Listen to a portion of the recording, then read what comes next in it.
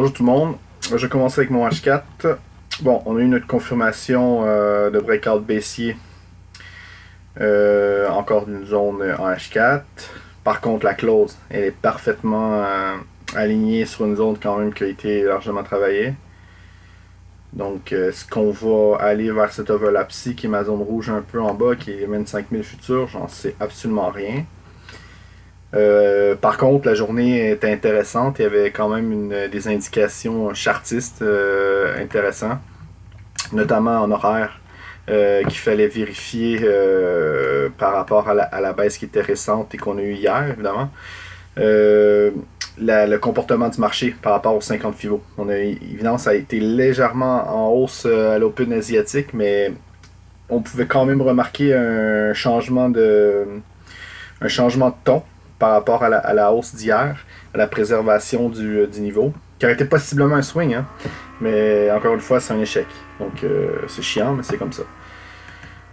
Bon, par rapport à mon M15, et en vérifiant la zone ici des 50 Fibo en horaire, on a bien vu ici qu'il y avait comme un genre de double top avec une cassure baissière, qui donnait une possibilité d'entrée ici, stratégique, évidemment, en sachant qu'on est sur une zone, et en sachant qu'on a eu un comportement de marché. Pas du genre comme ça, tu sais. Vous voyez comment le marché se comporte d'une certaine manière sur des zones clés.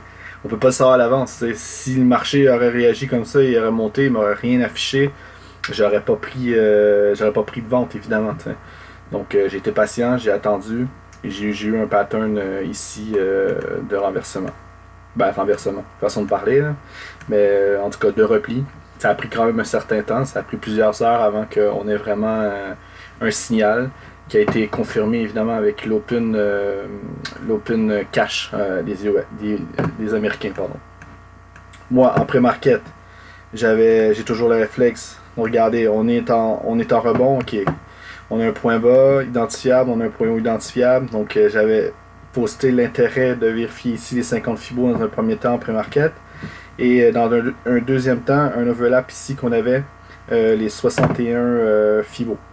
Donc, chose qui a été faite correctement à l'Open US. Par contre, moi, ce que j'aimais pas, c'est que je vais effacer ici la zone pour qu'on voit bien comme il faut. On avait des bornes, vous voyez. On avait toujours une indécision européenne. T'sais. On avait ici des bornes hautes. Et on avait ici quand même un peu plus haut. C'est sûr, on avait ici l'Open asiatique, mais moi j'exclus ça. Là. J'exclus qu'est-ce qui s'est passé. Hein. On avait vraiment une borne haute, une borne basse. Et l'Open américain, mais lui, il m'a affiché un décalage, évidemment, et avec une close à l'extérieur, encore une fois, de notre range.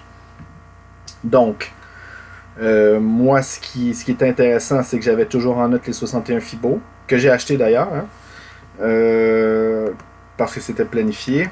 Donc, moi, en sachant ça, tout de suite, ce que j'ai fait, c'est que j'avais un point haut identifiable en session US et j'avais un point bas. Donc j'ai retracé mes chevaux comme ça pour replanifier, pour m'adapter parce qu'on avait une sortie de range, vous voyez. Donc on voit très bien que quand on faisait la planification, que ici c'était une zone d'intérêt et par sécurité, moi, je fais juste valider avec les fibos si on a un fibo d'intérêt, donc on a une convergence. En plus, on avait la MM200 en 15 minutes qui avait été cassée à la baisse. Donc voilà, tout ça convergeait. On avait un peu une trilogie d'indications techniques. Bon, ensuite, ça c'est des choses qu'évidemment que j'ai partagées à tous. Et quand c'est parti, mais c'est parti. Et là, où était le bas fond? T'sais? Donc évidemment, on avait les bas de la semaine. On aurait pu très bien acheter ici. Mais c'est ça le problème, c'est que quand ça démarre et que ça va vite comme ça, il vaut mieux être prudent. Il vaut mieux attendre un pattern. Et on avait bien ici le point bas, mais quelqu'un aurait pu très bien enclencher ici, ou enclencher peut-être un peu avant. Donc il faut vraiment attendre un extrême. Hein. Ici, ça aurait pu encore décaler encore plus bas. On n'en sait rien. T'sais. Donc moi, en M5, la seule indication que j'ai eue, c'est que ici c'est la baisse qu'on a eue, vous voyez. Vous pouvez même prendre en note les petits overlaps, hein, si ça vous tente de faire des fois des scalps comme ça, prenez-les en note. Vous allez voir, c'est assez spécial, comme, comme je l'ai dit souvent. Juste ça pour rire. Mais vous en aviez un ici qui est quand même décalé un peu, donc qui permet des fois de faire des entrées en scalp. Bref, c'est ça ici que moi j'ai vu. On avait évidemment, il y avait la S3 aussi journalier pour ceux qui aiment les pivots journaliers. Et on avait aussi un pattern, on avait un overlap ici, vous voyez. On a vraiment eu une réintégration en confirmation, vous voyez. Une réintégration, donc ça me dit que temporairement, mais le flux baissier est terminé, en tout cas, à tout le moins. T'sais. Donc j'ai juste pris le pullback, c'est tout. Ça valait le coup de prendre le pullback et d'enclencher un achat que j'avais partagé avec un membre Twitter et d'autres gens, peu importe. Donc, ce que je voulais dire aussi, par rapport à la planification en M15, suite évidemment à la chute, à la correction plutôt, parce qu'une chute, moi j'aime pas trop utiliser ce terme-là, mais on a une correction, tu sais. Correction intraday. Donc, c'est pour ça que j'ai mentionné à tous, vérifiez, prenez vos fibos du point haut, du point bas, en séance américaine, et vérifiez le comportement ici, puis peut-être engager une trade encore une dernière fois sur les 50 fibos de la séance. Hein. Ce qui nous donnait ici un retour chartiste sur notre ancien bas de range. Vous voyez? Donc, on a été rechercher légèrement plus haut que les closes ici. Et les 50 fibos qui étaient ici, après on a décalé.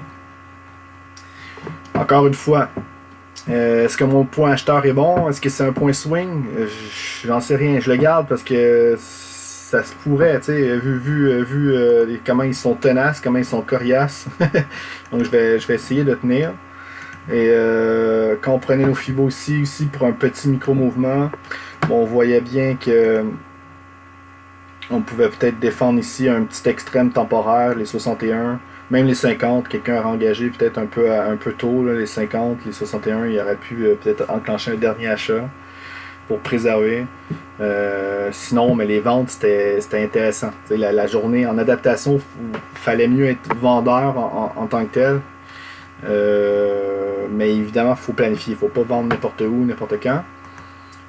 Mais à titre chartiste, c'était propre, c'était évident. Donc, concernant la suite, si je fais un tour de mon horaire, j'ai pas vraiment fait de tour particulier là, en tant que tel pour le moment. On voit bien ici qu'on a un point bas. On voit bien ici qu'on a une zone. Est-ce qu'on va la percer à la baisse ou non? Déjà, c'est une question que je me pose. Vous voyez? La deuxième question que je me pose, est-ce qu'on va réintégrer en horaire? Est-ce qu'on va... On a déjà 2 bornes ici, vous savez déjà qu'est-ce qu'il y en est. Vous n'êtes pas obligé de les trader, mais vous pouvez déjà vous planifier en conséquence, évidemment, de la réponse qu'on aura. T'sais. On peut très bien recontinuer encore. Donc si on continue encore, ça va être où après la zone pertinente. T'sais. On en a peut-être une ici, je sais pas. Évidemment, le cas échéant, moi, j'enclencherai encore une planification. Peut-être que ce sera ici. Peut-être qu'on a un potentiel d'aller ici. Et voir qu'est-ce qui va se passer, quoi. Okay? Donc, si ça serait ici, exemple, mettons, si ça serait ici, exemple, notre point bas d'envergure, d'envergure, à court terme plutôt, là. Mais, tu sais, encore une fois, on peut tracer nos fibos. On peut spéculer aussi, tu sais, se préparer, tu sais. Vous voyez ici, regardez, ça, mettons ici, on aurait un autre point bas ici, exemple. On voit bien que les 38 convergeraient encore avec cette zone-là ici, les closes. Vous voyez? Donc, je m'y prépare, tu sais. Je sais pas si c'est là qu'on va aller, mais le cas échéant que le marché voudrait faire ça, mais je sais déjà un peu à l'avance, tu sais, ce qui pourrait se passer pour moi en titre de planification. C'est tout. À titre de scalp, il n'y avait pas grand chose à faire sérieusement à titre de scalp. Quand c'est parti, c'est parti. Si c'est pas dedans, sérieusement, il n'y a pas eu beaucoup de pullback. Là. Moi, j'en ai pas vu beaucoup. J'en ai vu peut-être, il y en avait peut-être un ici, exemple, là, quand c'est parti. On a eu une petite correction, on a quand même eu un pullback ici. Ici, on n'a même pas atteint les closes. Il y avait peut-être ici un peu. Donc, des fois, c'est bon de prendre en note, tu sais. Ça vaut le coup d'essayer, tu sais, des fois. Est-ce que ça continue ou ça continue pas? Donc là, vous savez que ça continue pas pour le moment, donc et ainsi de suite, tu sais. Au moins, l'entrée est correcte, hein, est correcte. Bon, ben moi c'est pas mal tout là, pour le récap. Là.